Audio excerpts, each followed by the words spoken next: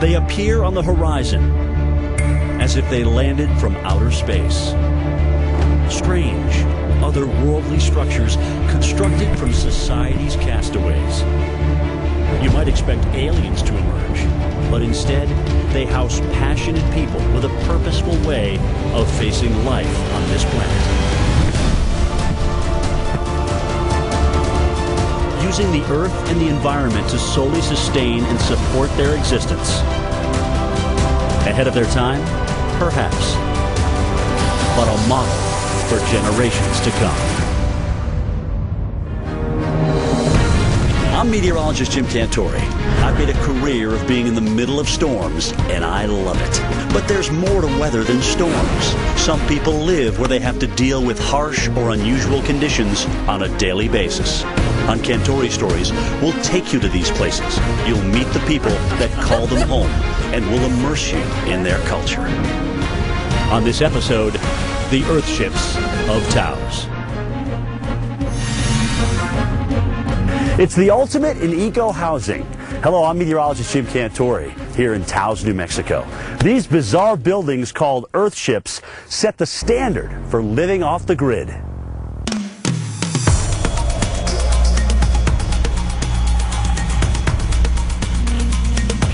They are almost like living, breathing machines, providing their own energy, water, and food.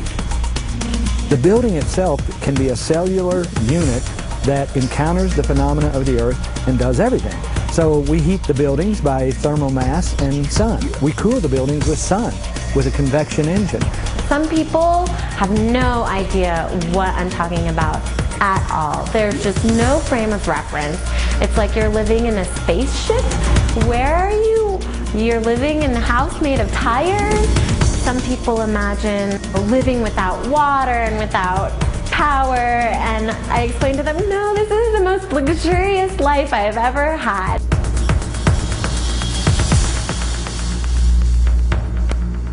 They may be luxurious inside, but most of the Earthships still appear pretty far out on the exterior. The first time I saw one, I was like, what the hell is that? They're what do you call it, Dr. Zeus. I mean, it's like a hobbit village, you know. It's kind of a combination of outer earthly and Byzantine. They're whatever we want to make them look like. And like I say, I have built buildings that would totally take care of people, but nobody wanted them because they were strange looking. They looked like they landed or whatever. It is true that if you drive past an Earthship and you're expecting to see something conventional and you see these things, you can't figure out what it is. And maybe it doesn't look beautiful for everybody. I'll tell you why it's beautiful to me is I know why it's designed this way, and I know what all of the aspects of the Earthship are about. So I love the way it looks. Plus it's just weird looking, you know? The Earthships are located less than 2 miles from the majestic Rio Grande Gorge. The first ones were constructed in the early 70s, about 15 miles outside the town of Taos, in a rural region known as the Landing Zone. Because there's no actual structure here, infrastructure, it was easy to start with nothing, just from the ground up, and make it so you're catching your water, you got your solar power, you know. You're creating a stable environment as a building for people to live in. Taos is an eclectic town of about 5,000 permanent residents. It sits in the north-central region of New Mexico, about halfway between Albuquerque and Colorado Springs, Colorado. I think Taos is a place that really allows us and encourages us to be ourselves, which accounts for this amazing artistic environment, and architects and painters and musicians. We can really spread our wings and be who we are here in a way that is difficult out in mainstream America. And I think that people here in Taos they kind of run at a different speed. There's sort of a term that we use called Taos time, and that means that people are sort of just a little bit slower, quieter, not so much in a hurry. It's sort of the opposite of the New York minute. Earthships have been built in every state and over 17 countries. But with over 300 sunny days a year, Taos is the perfect place for them. The house is oriented south so that it catches solar gain in the winter, and in the summer when the sun goes back up, it's shaded So the house, in return, passively heats and cools itself through thermal mass and conduction. There are basic fundamentals that make up an Earthship. Besides solar, they are designed to utilize wind power for additional energy. They produce food in a greenhouse that is designed to take advantage of the south-facing windows. They have a contained sewage treatment system which takes water from sinks and showers, called gray water, which is used to water indoor gardens. It's gathered again to flush toilets and then goes into a septic tank. At this point, it's called black water, and it's extracted again and used on outdoor plants. One of the most important features of the Earthship is harvesting water from the roof, since this area only averages 12 inches of rainfall annually. So we basically flushed the toilet with water we took a shower in yesterday. So we're basically never letting a drop of water go once we catch it from the sky. The roof is a basin that catches water and stores it in cisterns, and we use it 4 times. We not only reuse the water with this system, but we make it so no sewage leaves the building. These obviously aren't your typical 3-bedroom, 2.5-bath houses of suburbia. Then again, if you choose to live in one, mainstream probably isn't a word on your doormat. Just saying. Go fly! So I have a friend, and when she heard that I go out and I turn my panels, because I don't have to, but if I turn my panels, I get more power all during the day. I track the sun. And she said, you know, for me, she says, I want power. I don't want to think about power. I don't want to turn panels. I don't want to think about it not being sunny and not having power. That person would be miserable in this house. I think after a while, it would maybe feel like I was living under the earth, and I just would want to be more on top of the earth. And tradition, growing up with houses being seen, this would be kind of hard for me to adjust to. But the concept's great. So, I mean, I would take the panels and all the guts of what they're doing, but put it in a more traditional style house for someone my age. Sally Margolin helped build her own Earthship. For her, there's no other way to live. And I really think once you've lived like this, why would you not want to live like this? And how important is that for the world? Well, I hope there are enough people who do this that it makes a difference. You know, I'm making a difference somehow for the planet. And if enough people are doing that, it can't be bad. Margolin's Earthship is one of the early ones. It's a little more old school than the modern versions. This is the custom compost toilet, which is basically a 5-gallon bucket sitting inside this box. And then this pail has peat moss in it. So you use the peat moss and you put that in the bucket after you use the compost toilet.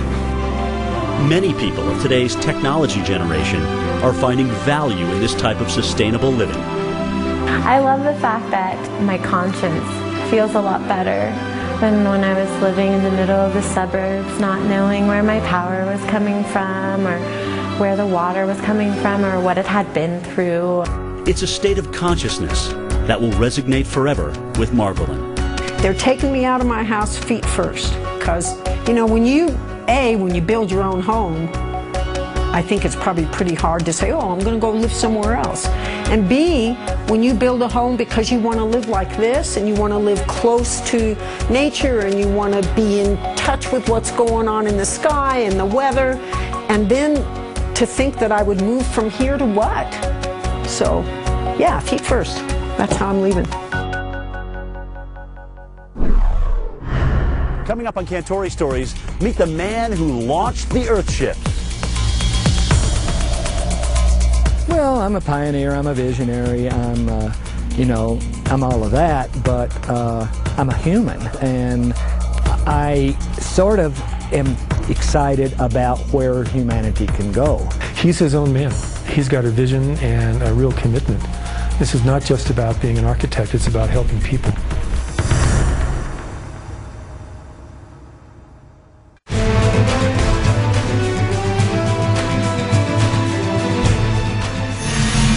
Since their beginnings in the 70s, the process of building Earthships continues to evolve and improve. But everything still revolves around rubber. What we start with is about 500 automobile tires that we get from the dump or tire stores, and we pound them full of site dirt. That creates a mass retaining wall that we can berm against and creates a massive wall that can hold heat. You end up with, like, say, anywhere between 150 and 300 pound rammed earth brick encased in rubber and steel belting. And we basically stack those like bricks, pound them in place. And then the second stage is to do all the steel work and the foundation work, and we form a lot of that with can walls made out of aluminum cans that we get from the recycling center. We also use plastic bottles, and we've used all sorts of different waste in different projects. The bottles and cans are used for forming concrete and for non-bearing interior walls that are lightweight and curvable. Glass windows are key ingredients since it's sunny 75 to 80% of the time in New Mexico. And the Earthships are all built facing south to capture all that potential solar energy. The newer models like this one have a greenhouse built into the house, but separate from the house. So your plants get lots of light and lots of warmth, but the house doesn't get as warm as the greenhouse does. Building them is labor intensive, but they're all designed to meet local building codes. Technology's gotten so much better. Panels are more efficient, the batteries are more efficient, and as everything moves forward, so do we with the buildings. And what we were doing 3 years ago is seriously obsolete compared to what we're doing now. What we're doing is, see, we start to understand these earth phenomena more and more and more and more, and squeezing more performance out of them to the point where, I mean, I'm getting pretty cocky. I'm saying, hell, I could do this on the moon, and it would work. The Earthships cost about $200 per square foot, which seems steep, but not when you consider that your utility bills can be as low as $50 a year. They really started to look at materials differently. Like, I consider a tire a building material just like a 2x4. So yeah, it gives you a different way of looking at, you know, what could you use that is a byproduct in your house, in a house that'll keep you warm and give you power and water and food.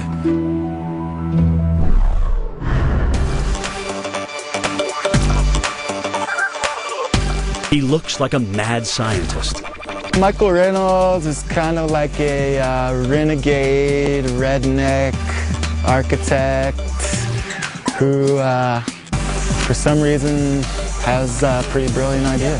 He's the man behind the plan, the father of the Earthships. I would describe him as being quite a visionary, but at the same time, you know, the bottom line is direct action. Just getting things done and doing it. He's been called the garbage warrior. The fact that we use what this world calls garbage, you know, a lot of things have been a stigma against it, but it just keeps getting better. In other words, the climate change paranoia, the energy crunches, the economic crunches, everything gets people more and more afraid. And this is something they can look at and say, I can take care of my family if I have one of these. One of these buildings in this community would simply take care of you no matter what happened. You could stay alive. In this building here, you could literally stay alive. So he's always on the go. He's nonstop, you know. There's always something in his head. It's always, what's the next building, or what's the next move to make it easier or more accessible. He's a trained architect who came to Taos to avoid the draft during the Vietnam War. He calls himself a biotech now, and after 40 years of building Earthships, who's to argue?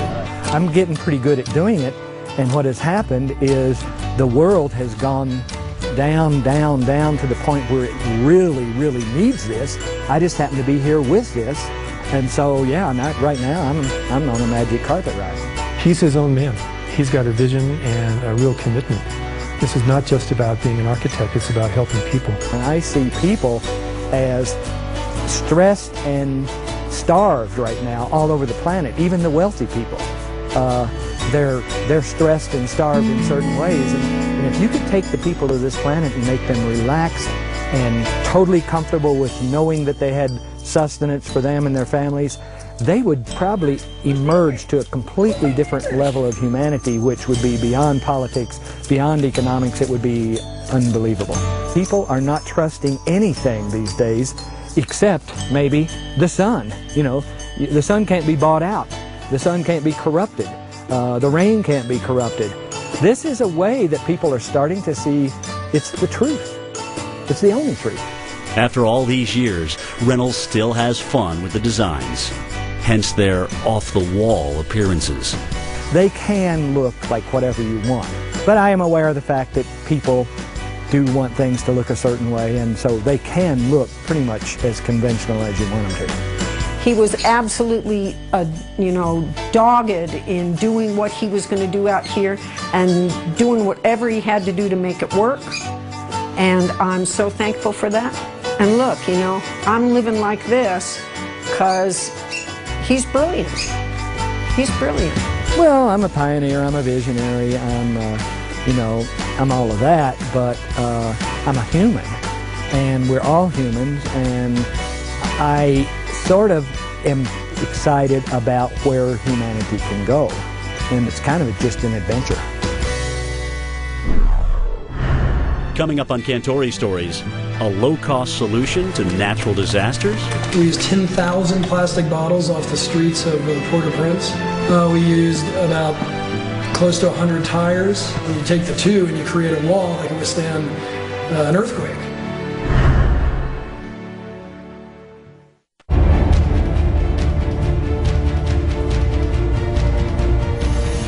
We go to wherever there's a tsunami or a hurricane or an earthquake, and the reason we do is because, yes, one thing is we do have some answers, because after a disaster they're looking for shelter, water, and sanitation. We have it. We do it. That's our job.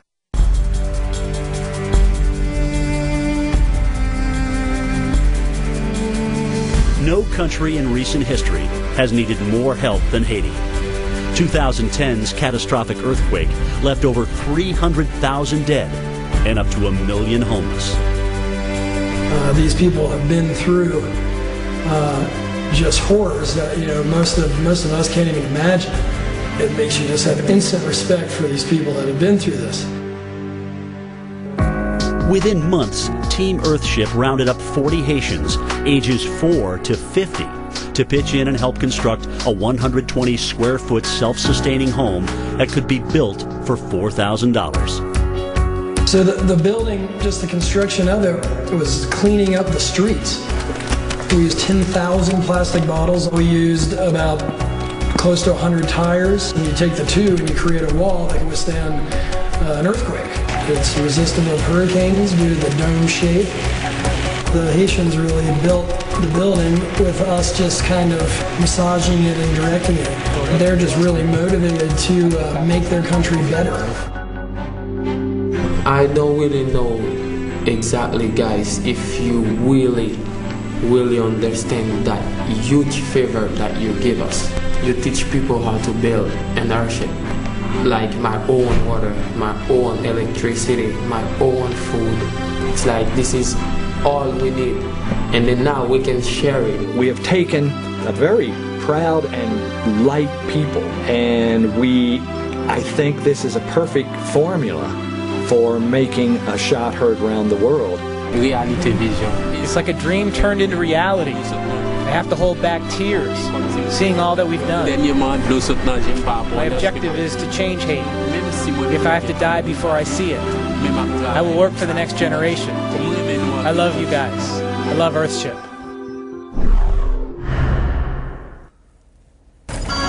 This is Allison, your navigation advisor. Where can OnStar take you today? 210 West Rim Road.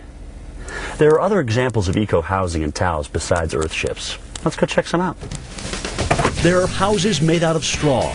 There's even a house with a living roof. And ones with different types of solar heating, besides standard panels. So you can see behind me is the Trom Wall. So it's the wall oriented to the south, and then the sun pours through the glass, and the heat that gets trapped in there probably gets up to 150 degrees. So it just traps enough heat in that mass that it can store enough heat to heat the house all night long.